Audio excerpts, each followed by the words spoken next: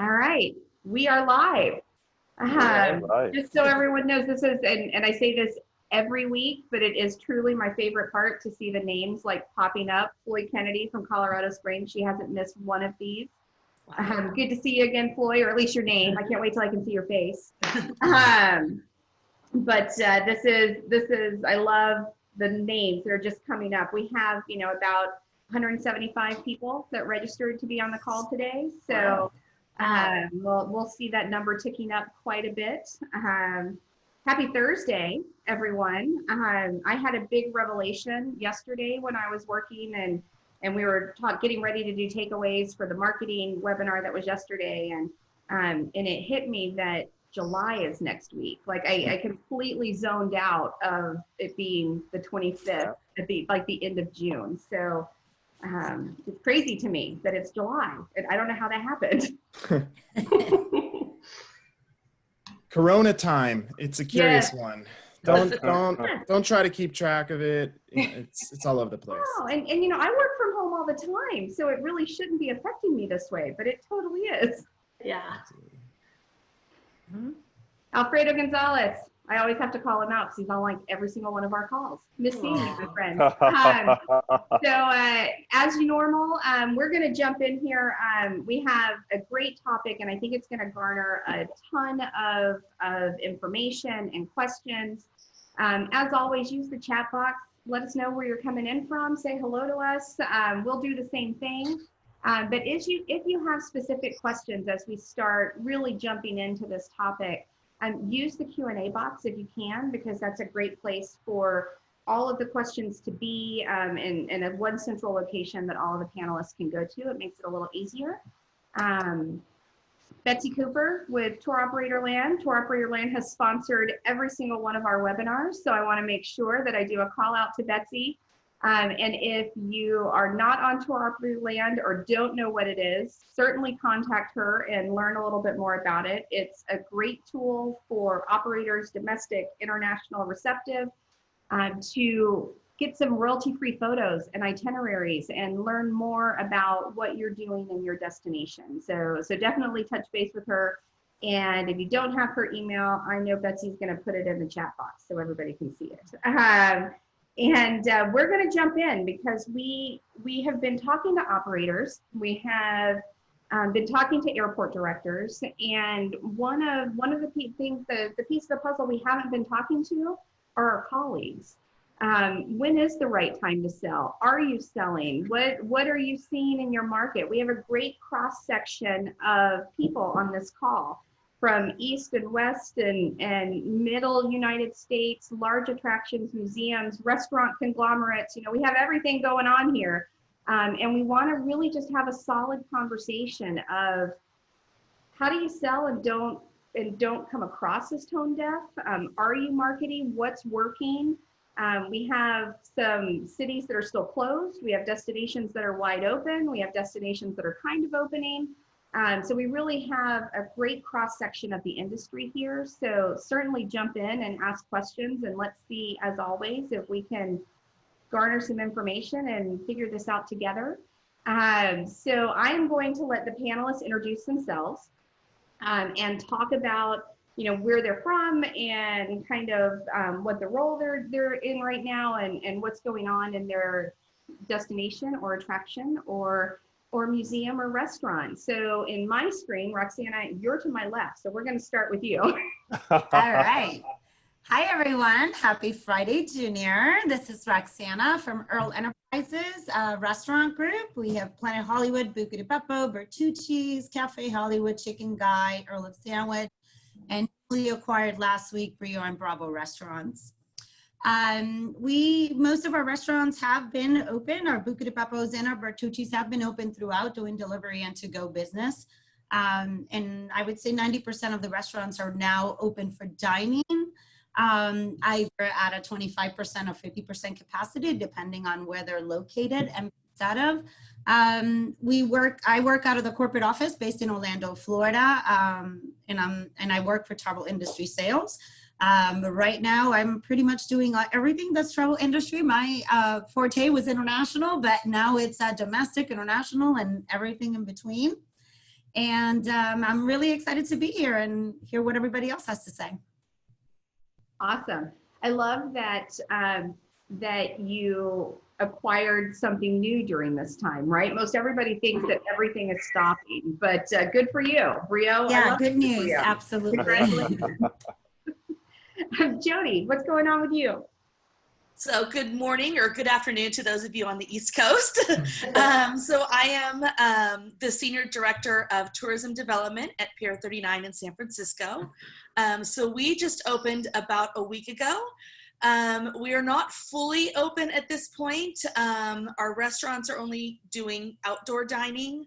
And only about half of the restaurants are open at this point. We're hoping that they will move to indoor dining come July. But we're kind of waiting on that. It's a wait and see at this moment. Our attractions also are not open.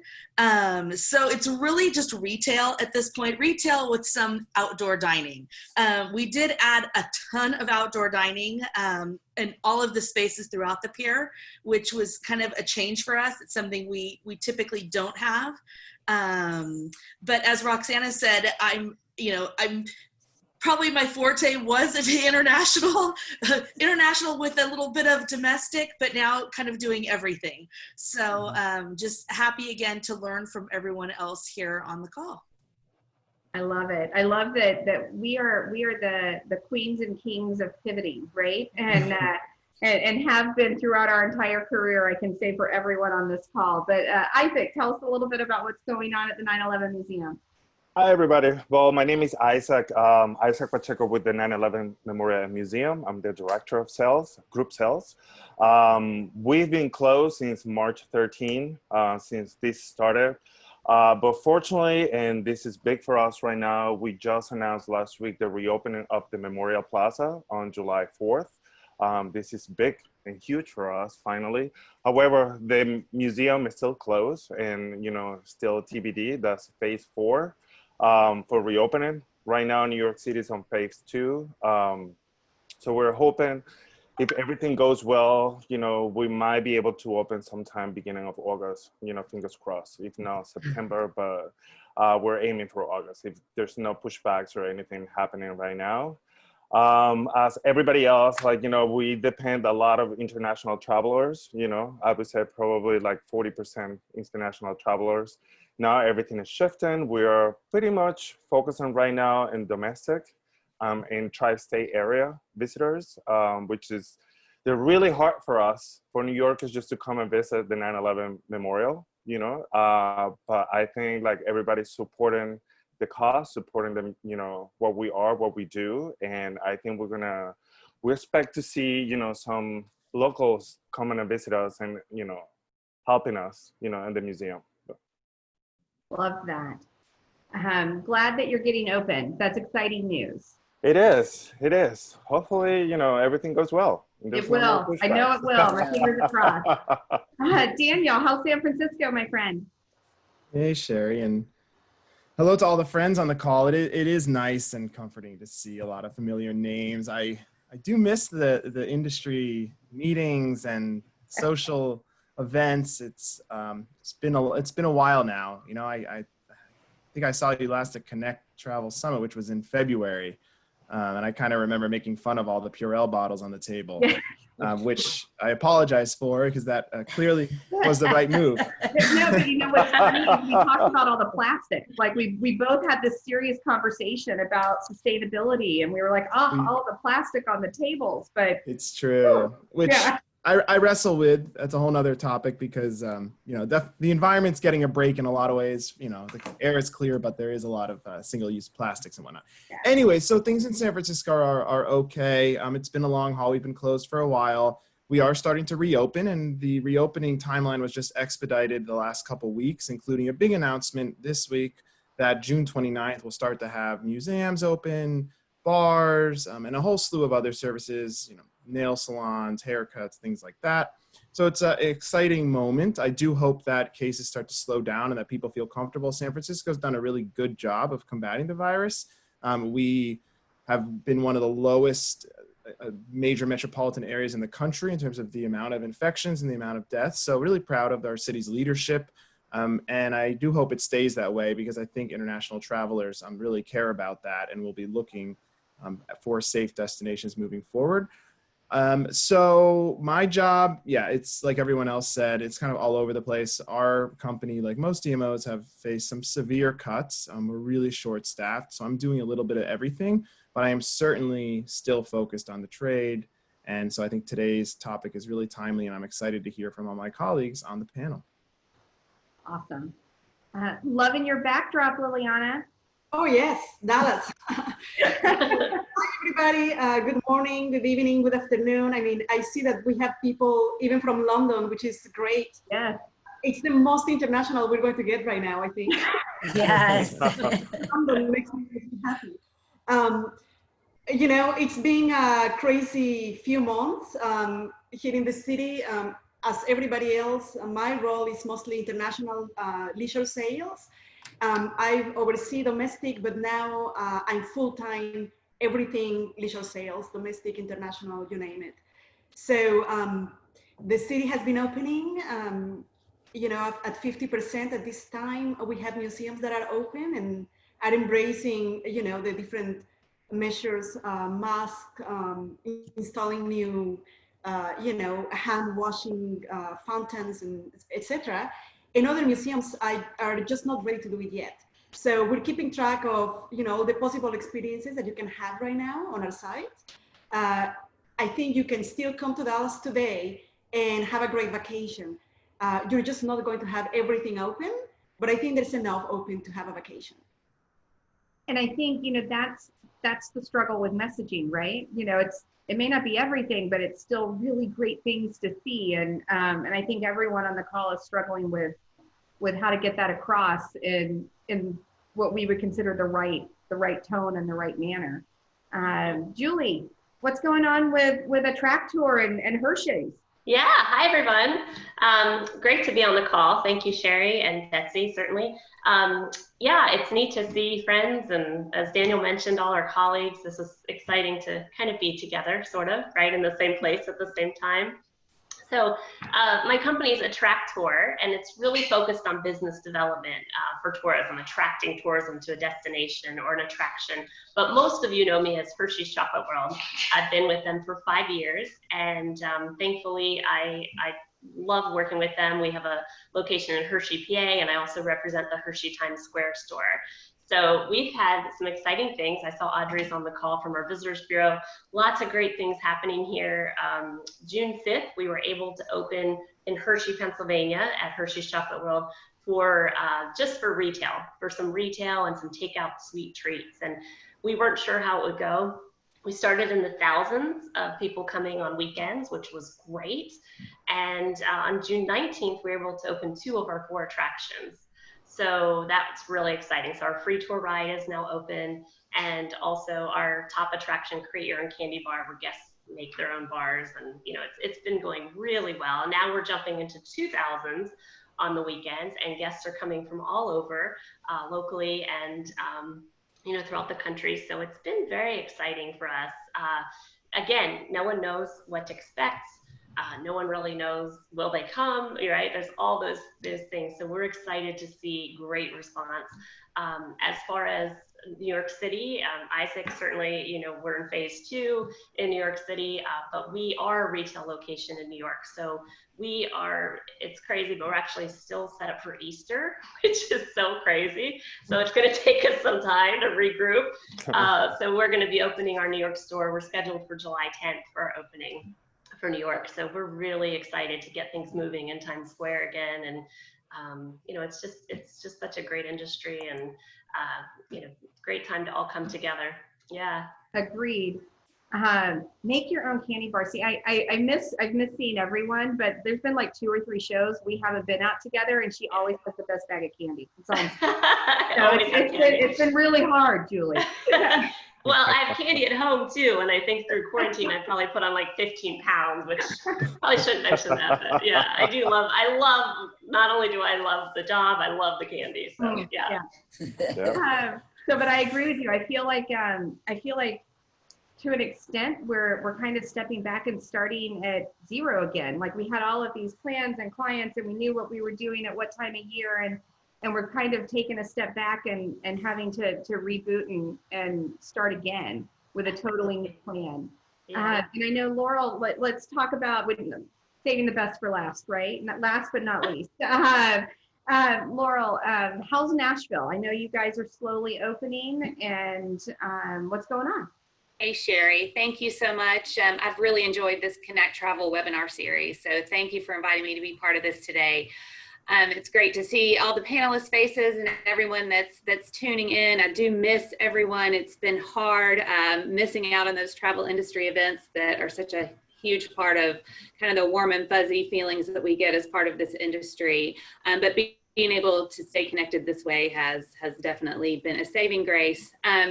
In Nashville, as you can see, I'm in the office today. So the city has been slowly reopening, a 4-phase approach, and we are currently in phase 3 of our reopening. So what that means for visitors on the ground today is that retail and restaurants are open at 75% capacity. Bars that don't serve food are open at 50% capacity. Attractions can be open at 50% capacity at this time, but a lot of the major attractions like the Country Music Hall of Fame, our largest music museum, has chosen not to reopen yet. So they're just kind of waiting and still figuring out the social distancing guidelines in their venues.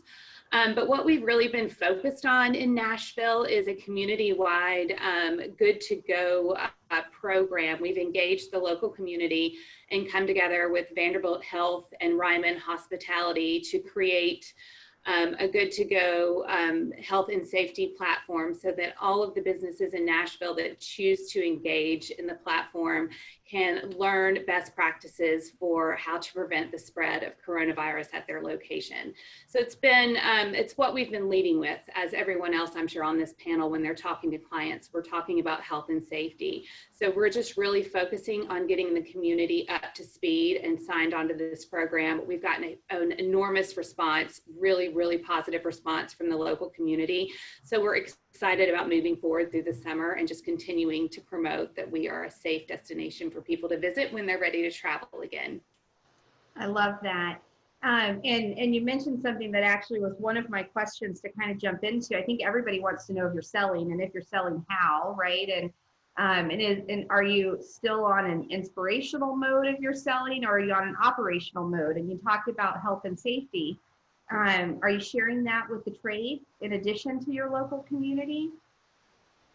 Yes, here in Nashville, that's what our sales team, both on the convention side and on the tourism side, we're contacting clients and we're going through the Good to Go program just to demonstrate how the community will be ready to receive them when they're ready to start selling packages to Nashville or having their meetings here. So it's definitely, we're in that more of health and safety promotion mode. We're not actively selling.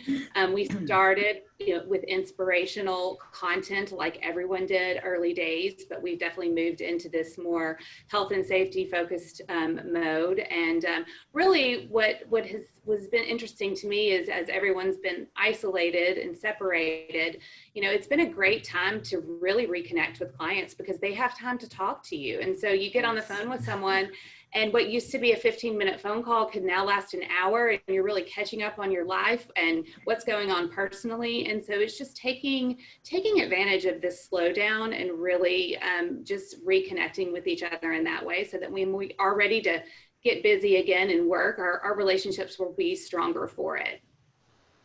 Couldn't agree more. I mean, we feel we're doing the same thing at Connect Travel. Roxanna, so you are, I know that you have things that are open, things that have always been open for catering. So when we're talking about selling, have you consistently been selling? Was there any pause there? Did you go into just a touch base mode, or it started all with refunds. I mean, that was my first contact with all the clients, and that was the first thing I dealt with. And then took advantage of that, to find out how they were doing, what the plans were, how everything was looking. I have been selling, but it's been more not me contacting the clients as much. They've been contacting us to find out, you know, if we're taking groups, and if we do take groups, what are we doing? All the operators are asking for the safety guidelines, what the restaurants are doing. So we do share that. But I am selling for more so for 2021. We don't know what that's going to look like, but our tours are all planned a year in advance. So we've got to do something now, or we're going to miss that window. So again, yes, I am selling, but very delicately. And of course, the majority of the time, the client are the ones reaching out for the information, for pricing, to find out what the flexibility is going to be, because obviously now we have to work more closely together. And I would say, each client right now, not each one, but the majority of them, they all have a unique need and a unique request, other than just a general request as of, are you still taking groups of 100 or not? Where we have big restaurants where we could still take a group of 100 and still practice social distancing. So we're blessed with that. That's great. Yeah. Jodi, your restaurants are open. You took the initiative, like many of us have, to let me add something in that's going to help us open. You know, you've added outdoor seating, you've taken that step. How has sales been focused for you? For me personally, it's been inspirational. We have not done much active selling. Again, it's been kind of people reaching back out to us, refunds. We have a meal voucher program. So I was in the office yesterday processing a lot of refunds now that our accounting department is back up and running. So it's more or less just kind of getting the word out there now that we are open.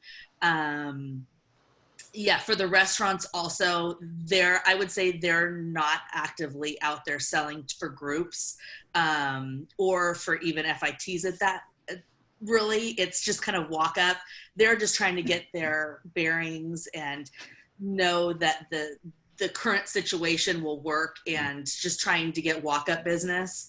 At this point, we aren't even advertising. I believe that's starting next week or the week after, where we're going to be doing some television ads, some digital, and digital radio.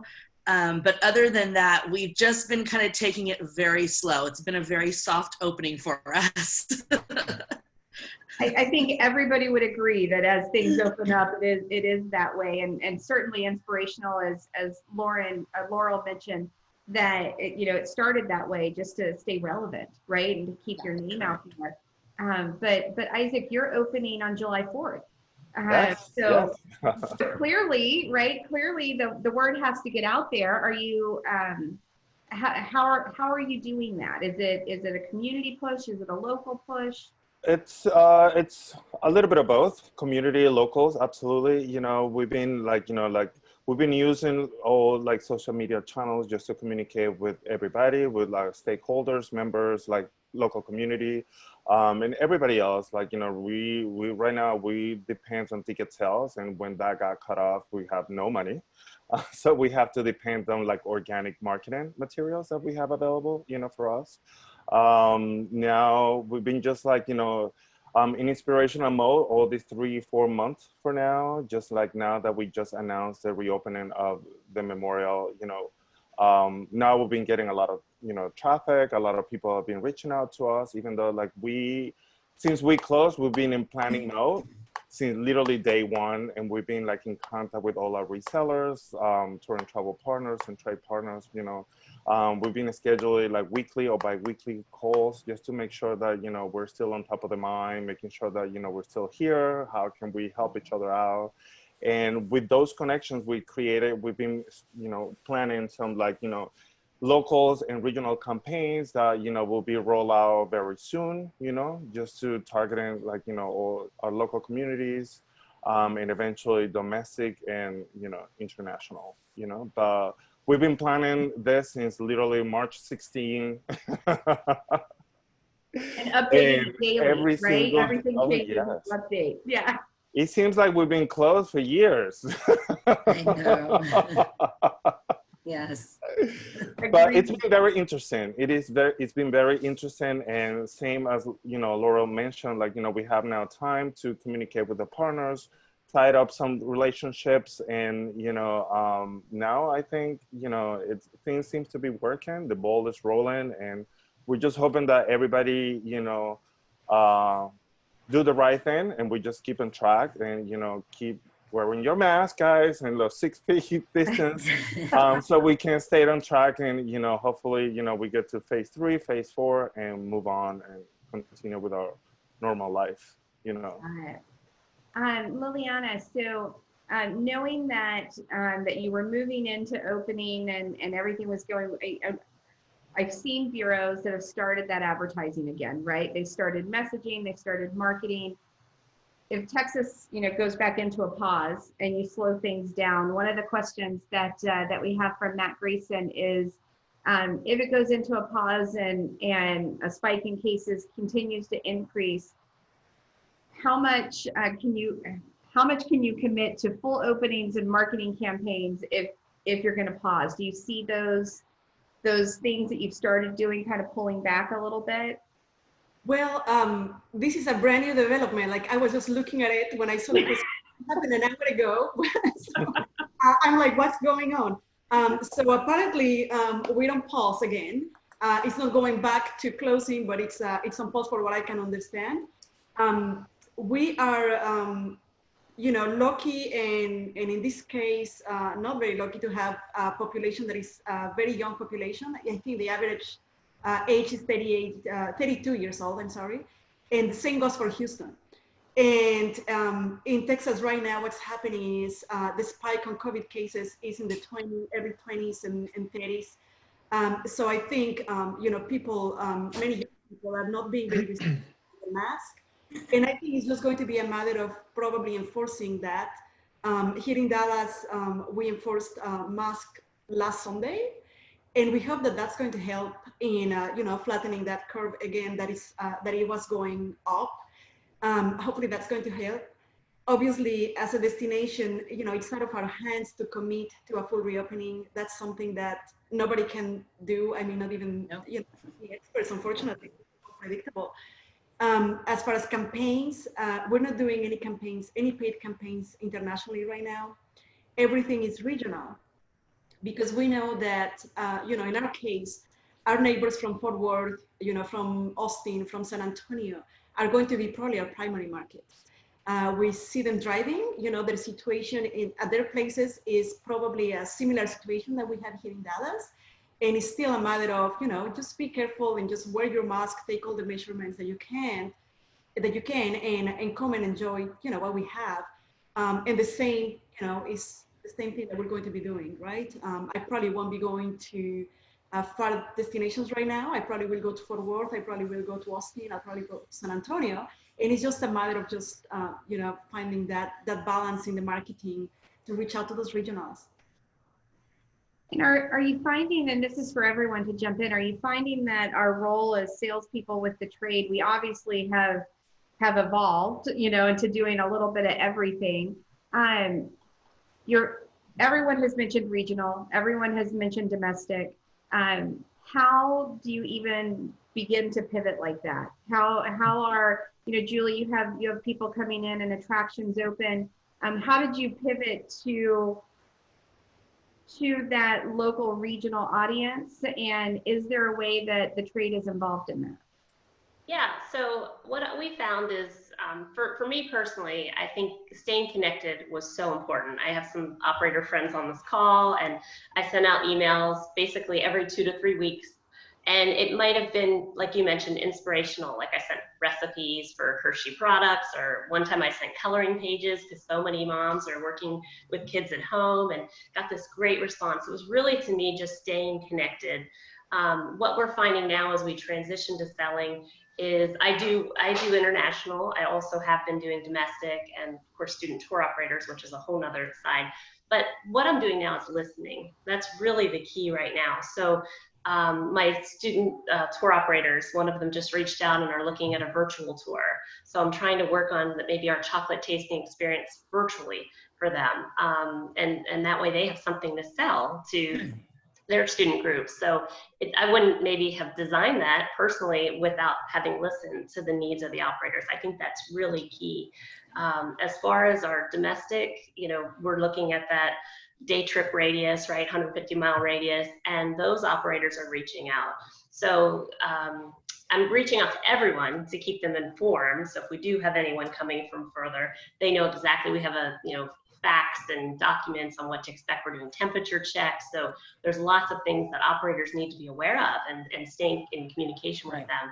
But it really, to me, is a matter of just listening to what the needs of each operator. And now, even though it's crazy with opening and all these crazy things we're all dealing with, meeting the needs of them individually, I think is so important. And it's hard. It's hard to do that.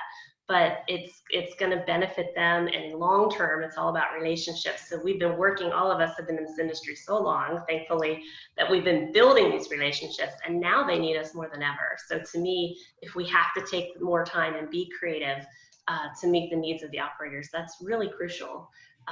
From a retail leisure perspective, we're really, you know, kind of Isaac's point, really relying on social media to get the word out. Something I think is so cool is that the Hershey company, just designed Candyland, which is Hershey Candyland. And they released that as we were opening. So that's really kind of neat. It's exclusive. You can only get it at our Hershey properties, our Chocolate World properties. So that's kind of cool too. That's like a neat, fun, you know, message to send out, and it also has some exclusivity and hopefully some drive to visit. Awesome. Yeah. So, Isaac, you just got a shout out, you know, about doing a fabulous job on LinkedIn from Colorado Springs. Just saying. Thank you. What, and knowing that we're focusing on that social media, that virtual market, you know, what have you been doing? What has been the most successful thing you've done that has really been garnering that attention for you? Well, I pretty much, like, you know, I've been just like following our blog and just like, you know, sending the blog messages to, you know, all my contacts in LinkedIn, definitely Facebook, Twitter, everything. Like, you know, I'm keeping everybody informed of what's going on, what's happening. And not only regarding, you know, reopening, of course, but like all the efforts that we've been doing. Since we closed, we've been doing since we opened the memorial is the white rose ceremony. Like, you know, we put white roses and people's birthdays and the names, you know, of each one of the victims. And even though we closed in March, we continue doing the white rose celebration for each one of them. And, you know, we take a picture and we post it on social media so they know, family members and friends and, you know, of that particular person, they know that we're still like recognizing and, you know, commemorating that birthday, you know. We've been doing all that, like, you know, we're still doing like public programming online, you know, they're completely free. We just take donations. So guys, just go on the website and just check. But it's very interesting. Like, you know, we talk about like, we've been using the same content for 9/11 that we use, but we mainly focus on, you know, what's happening right now, nowadays with, you know, this pandemic. And there's a lot of, you know, similarities, the way that people react and all that, you know, and it's been very interesting how things have been received, you know. And it's great, it's very gratifying, you know, that even though during these hard times, like people still come together and, you know, unify and come all together, you know, for a positive message out of all this, you know. And this is great to see. And every time I post things, people like really appreciate, and they've been following, you know. I've been seeing like some increase in foot traffic in social media, or like, you know, it has been steady, you know, from since closure, it seems like numbers are still pretty much the same. I think that's a great idea, and I would challenge everyone that's called in. I know that your attraction or hotel or destination, you all have something equally as unique that you can be posting on social media just to keep your information out there and relevant that people will want to look at. So Daniel. Yeah, go ahead. I'm sorry. No, I was. Go ahead. I have a question for you. But you go. Yeah. I was just going to say, I think what Isaac's saying too is that we found it, this is a time more important than ever to really be integrated across divisions at your company. So no longer can we have these silos up. Of course, now we're not in the same office anymore, so that adds a layer of difficulty. But I'm definitely talking to my social media team, my marketing team, our PR team. Anything we do, we are making sure that we're all on the same page, that our messaging is very, very consistent, and content that we're creating for the trade is probably relevant for consumers now as well. So I think it's really important now to keep that integration in mind. Absolutely. And I think I agree with you now more than ever. You know, we're working together and we're grabbing that consumer messaging and tweaking it just a bit for the trade on what works with them. One of the questions, Gary, for who is tuning in from the UK, so he's having dinner with us. Thank you, Gary. He is really curious that as businesses start to reopen, and we've heard this from international operators as well, as we start ramping up and start selling, and we're looking at domestic markets, we're looking at the drive market. So what's the plan to welcome international visitors back? Yeah, it's limited marketing budgets. It's a great question. Frankly, I don't necessarily have an answer per se. I mean, I think that nobody should have an answer, because the answer is that it's a fluid situation and we have to keep adjusting our marketing plans, and we have to keep adjusting our overall strategies depending on what transpires, as we've talked about on this call and many others. I think it's really important to develop different scenarios. And it's not just about, because there's so many different inputs at this point. So, we're looking at segmenting our visitor markets, and that will help inform which trade clients we want to be working with, which markets we'll be investing in once we do have some money. And, I think it's also really important to listen to the trade. First of all, remember, international has a bigger booking window. So normally, Europe may be booking 3 months, 4 months, 6 months out. So they might be looking now to book for, the fall, when we plan on being open and we want that business. So just to ignore them and focus on domestic now wouldn't necessarily be smart. Another thing to consider is that, rebooking is really winning over cancellation, especially in Europe. People want to go on a holiday in the future, whether it's international or domestic. So we should try to secure as much business as we can in the future. So I think it's important to listen to the trade and really understand what customers we're going after as much as possible, and create different scenarios based on that. And the last thing I'll just add is, I think it's as important to understand both the market and demands coming from that country, as well as where your own organization is at, to help determine what type of investments you can make. You have to make that balance and strike that appropriate chord. Awesome, thank you. And Laurel, I was coming down to you to ask you the same question, kind of what plans were internationally for Nashville to reopen. I don't know if you had anything different or to add to what Daniel said, but I knew in our prep call, I remember you saying that we're probably not going to be doing any of that until 2021.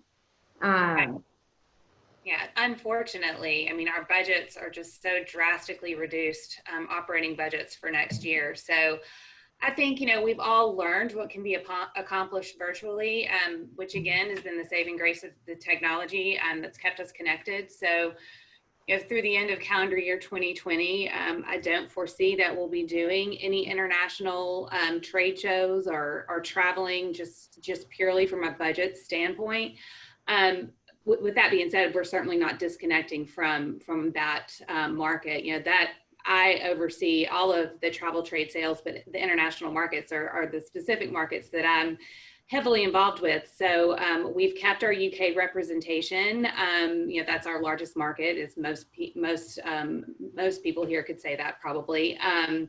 And we're really relying on the representatives from the state of Tennessee as well, just keeping us abreast of all the market intel from their side, staying in contact with them, definitely doing what we can to help them as they are rebooking 2021. So in my role as in CVC is to make sure that they're getting the hotel rates they need, I'm reaching out to my partners, making sure that they're re-upping their contracts for 2021 so that the trade does have the availability to rebook those 2020 canceled trips, because that's what's going to save us all. So we're still actively involved from that standpoint, but unfortunately, we'll probably not be able to go to WTM or some of those trade shows that have been part of our marketing plan for a decade now. So that's unfortunate, but we're really hoping in 2021 that we'll be able to get back out on the road, and we really rely on the collaboration within the city, across the state, across the whole Travel South region. I mean, we work together to get our market share of the international market. And so that's always worked really well for us. And it's going to be more important moving forward because we're all going to have less resources to work with. So by working together, we'll be able to do more. So we will continue doing that as a region, and hopefully be able to start welcoming international visitors back, in 2021. That would be great. And Robin, tour operator / receptive in New York, just posted in the chat that their bookings are going well for 2021 now. So we'll keep our fingers crossed that continues. We love hearing that. So if we speak, we've talked a little bit about virtual and how everyone's kind of worked regionally and jumped into that. Certainly social, but have you created anything specific virtually that has really resonated with the trade? Virtual FAMs, virtual site visits, is that happening at, Julie, you talked about doing the virtual chocolate tasting. Let's talk a little bit about what's worked well and what's been creative and you've gotten really good feedback on. Yeah. Well, I'm sorry, Daniel. This is just something we're in the works on, a concept at this point.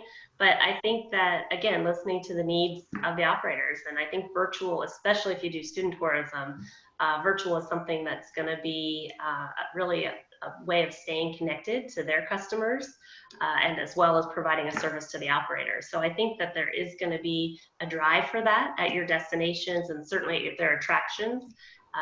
But it's important, I think that's really going to be a trend, especially in student tourism. And Daniel, you were going to jump in there. No, I mean, I was just thinking that the virtual is a good opportunity because I'm hearing a lot from international operators, from clients, as well as some international offices that, interestingly, customers are looking to their operators to help guide them whether a destination is safe, and even more than that, what the experience will be like. Because unfortunately, there's too much information on the internet. Governments are kind of unreliable also. So when it comes down to it, the operators and the agents have a lot of responsibility. So keeping them educated is really important. That's not necessarily sales, but education. And on that point, our airport and SF Travel, we've had a lot of success creating these inspirational videos, and also ones that really tout all the safety measures that we're taking and other procedures in place to make the destination safe and just instill that confidence in those operators. So I would definitely say, video content in general has been a big win for us. And I think, Liliana, you had sat up and you were going to share about virtual before we all kind of started talking at the same time. Do you have anything to add? Yeah. Yeah, more than virtual, I actually agree with everything that Laurel said about budgets and how difficult things are, but also about the way we're going to be marketing in 2021 is probably going to be different. I don't see myself packing suitcase to go to trade shows too often next year, but I can see how we can partner more closely with our tour operators and increase the amount of familiarization tours that we host, and really rely on them on being our ambassadors to their travel agents when they go back to their countries or cities. I think more than ever, that's going to be important. It's something that we can always do. We are fortunate to have American Airlines headquartered at DFW Airport. So, it's something that we can easily accomplish without having to spend a lot of money, and probably be more effective that way. Mm-hmm. Yeah, I think everyone's looking at their travel schedule and trying to see, what is necessary, and this is coming from someone who produces trade shows. So, we are I think everyone is looking at that and figuring out how they move forward with what we do. Jodi, have you been doing anything virtually or socially at the PIER? We've done social, no virtual. It's just not something that we have kind of dipped our toes into at this point. We have done a lot of social, a lot of it based around our sea lions, because they do get a lot of interaction with people. We had one post that went super viral all over the world, of a bunch of sea lions on a dock, and they were running, and it was just kind of madness. But it just fit the time. So it was very timely, needless to say. We piggyback a lot on San Francisco Travel with their content and their videos that they produce. We are included in some of them, so that definitely is very beneficial for us. But yeah, as for virtual, just haven't gone there. That's understandable, and I think it's something that everyone is jumping into and figuring out how to do, and they want to do it well. Yeah. And so I think it's interesting that you have some regional partnerships and local partnerships that happen. And as an ex-DMO, right, I think it's great that you can piggyback on what they're doing to really get you that extra promotion. Definitely. Roxanna, have the restaurants gone in to do anything virtually? You have some cool restaurants with some cool things in it. I mean, I know. We do have a virtual tour for our Planet Hollywood restaurants on our website, and that we've had prior to COVID. But it's definitely something we're working on because definitely it's needed. I think there's going to be more of virtual site inspections and things like that, other than personal meetings and one-on-one meetings. So we definitely have to jump on that. So that's on the works. Awesome. And Sarah from Ithaca, waterfall tours. Now I need to look them up. They've been doing waterfall tours. I think, and I go back to every destination and attraction and hotel has a story to tell. So certainly look at those. The other thing that was really unique in some of our operator calls that I just want to throw out there is they are using our virtual tours. They are using our videos. They're using our Safe and Clean that they're training their clients and using it to promote their tours. So keep that in mind when you're preparing them and using them. Because as you mentioned, education, Daniel, it's super important. It is education and it doesn't translate to sales right now, but it will translate to sales in the future. And I read a great article that talked about the in-travel agent, right? We're talking about the trade and we're talking about tour operators, but they're using everything that we're putting together to train the travel agents that are selling their program. So I think that's important to keep in mind as well. We did have something come in here from Anton. Anton, I haven't talked to him forever. We've shared some texts, but media coverage around the Black Lives Matter protests. Is it affecting efforts in the messaging that you're talking about reopening? And have you heard anything that operators may be concerned with protests or looting or some of the things that we're seeing all across the U.S.? Anybody want to tackle that one? I mean, I'm happy to. We haven't. Hi, Anton. Happy to see your question. Happy to see you on the call. We haven't really. I mean, I think if we had more travel right now and bookings coming in and actual clients traveling, we probably would have, because I do know that press around the world was pretty harsh. In general, right now, I think the U.S. is having a tough time having some bad press. So this is just add it to the list, pile it on. But no, I haven't heard from any operators that say, oh, is it safe to travel? Or, we don't feel confident in the future, and at least not for San Francisco. Yeah, to add to that, we were going to release our opening date of June 5th and on social media and on Tuesday, on Blackout Tuesday. And we're like, whoop. So we just took a step back and we did support, the company certainly supported the efforts of Blackout Tuesday, but then we released all of our social media on Wednesday. But it was out of respect, of course, for the cause. Yeah.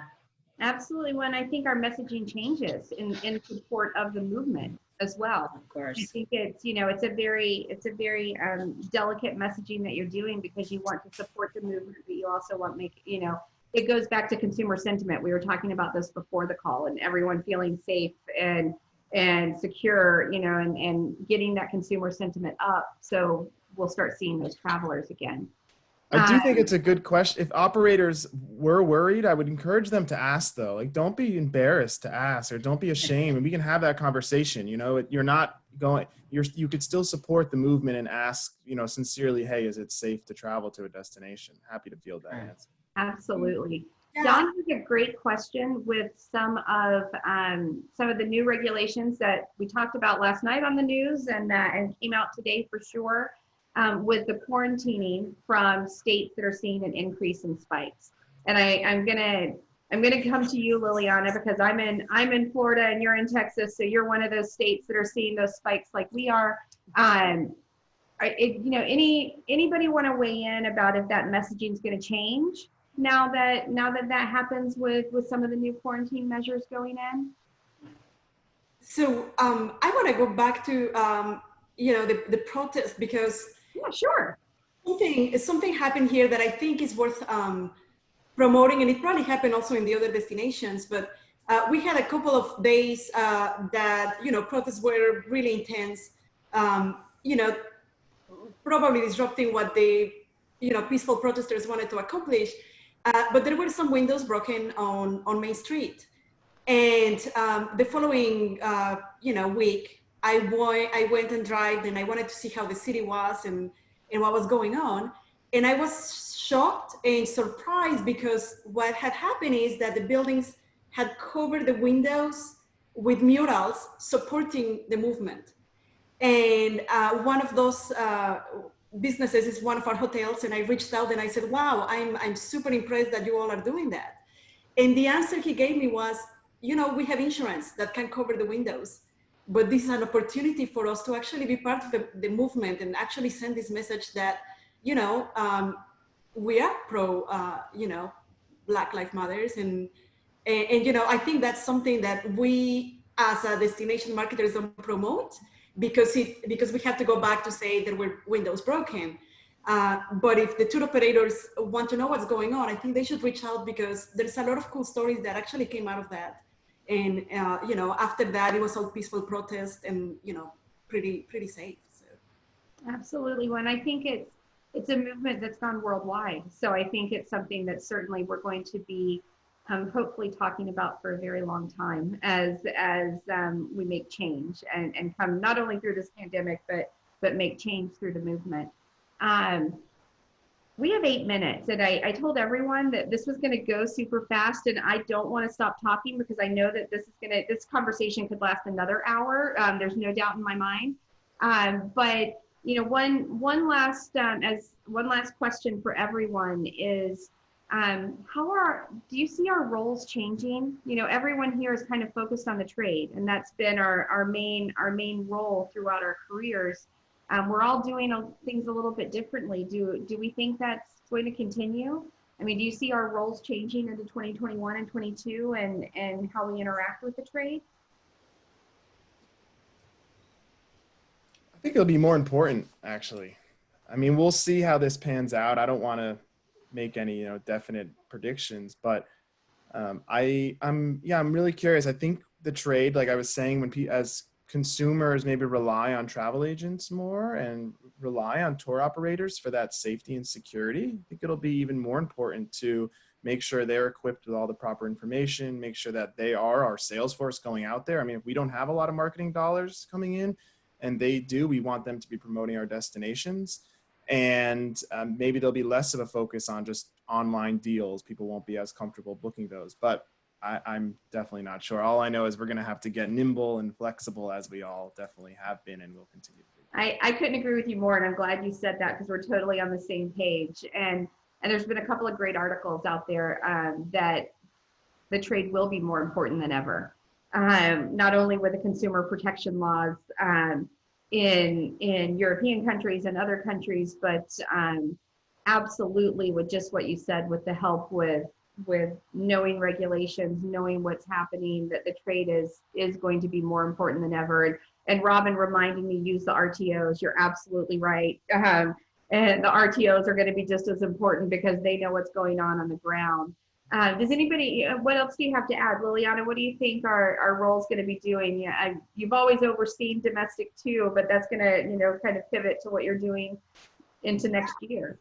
So I think it's going to be a lot of reassurance. We have some certifications that we're implementing for our hotels and attractions, like the GBAC STAR certification. I think it's going to be a lot of that talk of why we're safe and why you can come and be, comfortable in our destination.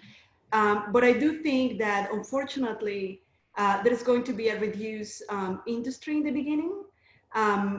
We've seen a lot of, coworkers and hospitality industry friends that have lost their jobs this year. And I know that there's tour operators out there that are not going to make it. So I think more than ever, we have to, really strengthen those relationships and really support each other in any way. It might not be with marketing dollars, but sometimes, there's trade outs and there's promotional things that we can send, even just to support the quick campaign. I had a client that canceled 3 student groups this year. It was one of the best years with her. And she ended up canceling, but she did a virtual run with her clients. And while I couldn't, offer money, she said, would you have any, any trinkets that I can give them if they visit virtually your destination? And that was such an easy thing to do. It's something that for her, reaching out to her different destinations was great to promote. So I think it doesn't have to be money, but there's ways that we can support each other. I would add too, Sherry, I think that we can all of us, everyone on the call can name 100 people or more, friends in the industry that are no longer in the industry temporarily, hopefully. And what I'm seeing is that some of the sales force, the connectors, right? The salespeople that are connecting operators to that place of business are no longer there. And it's certainly upsetting to all of us. It breaks our hearts. But having said that, I've heard a lot about the DMOs and attractions. We're going to be, and restaurants and hotel partners, we're going to be kind of connecting the dots, if you will, and rebuilding business and reconnecting them to new salespeople or new ways of doing business, or partners that are still in the industry that maybe were no longer in the industry, or new partners that are in the industry. And so I think that the education, Daniel, that you mentioned is so important, but I also see us as a liaison between effective tours, really, to help the operators to be more effective and be comfortable and confident in the destination as a whole. Mm-hmm.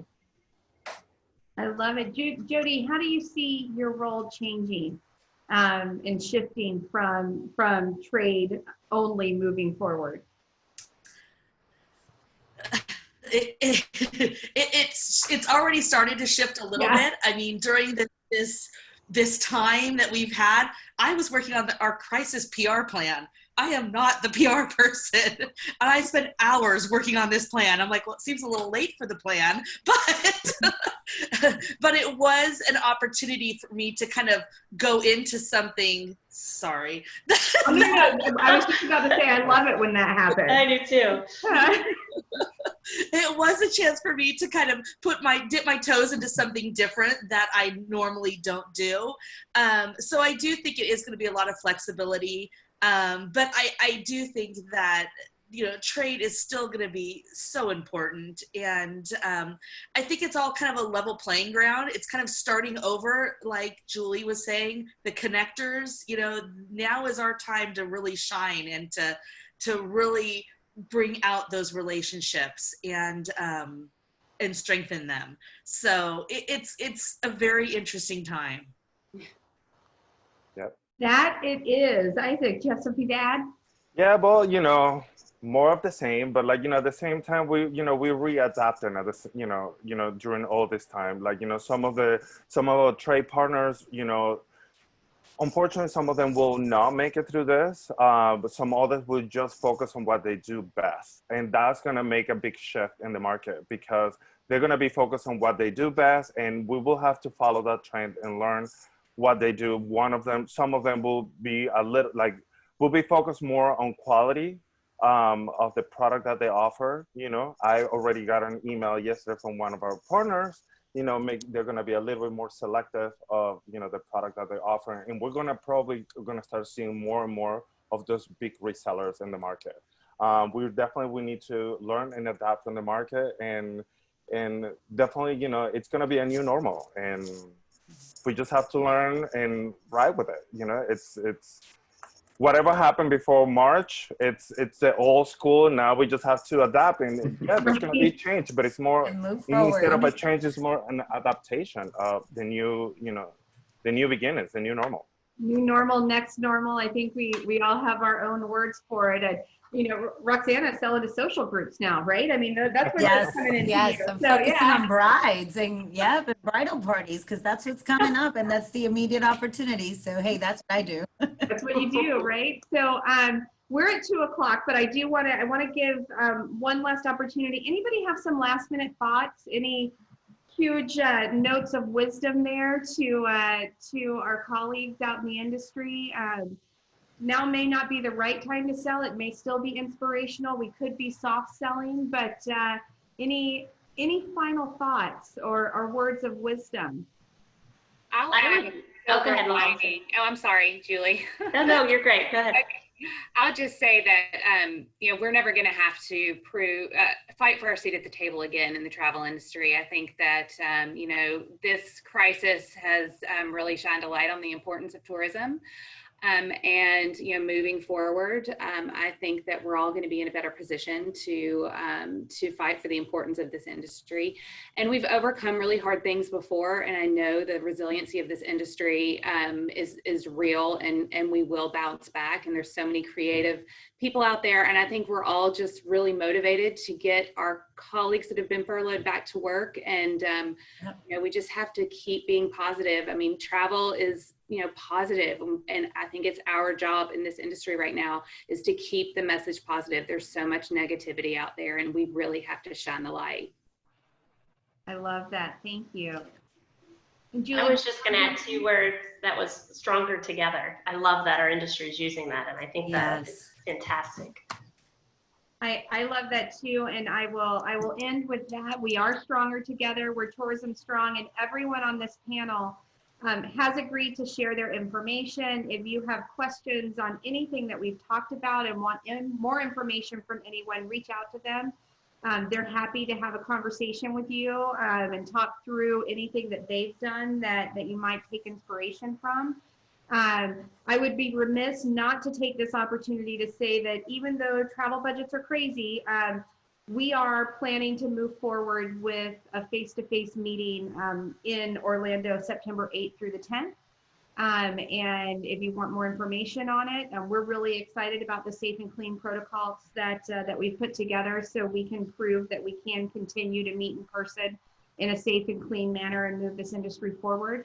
I would be happy to talk with you about that. We're excited about September in Orlando and an event in Vegas in October, the 19th through the 21st. So my team's on there ready to talk with you about that. This group of panels truly is, they are rock stars, and Laurel and Isaac and Jodi and Roxanna and Daniel and Liliana and Julie, you guys taking the time to be here and talk this through. I think you're seeing everyone in the chat going, they love the conversation, they love the insights, and more than anything, we just love coming together. That's what this industry is built on. Stay in touch with your clients, stay in touch with each other.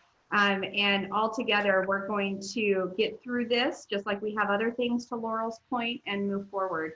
So thank you for being here. We're taking next week off because it's the holiday weekend. Yes.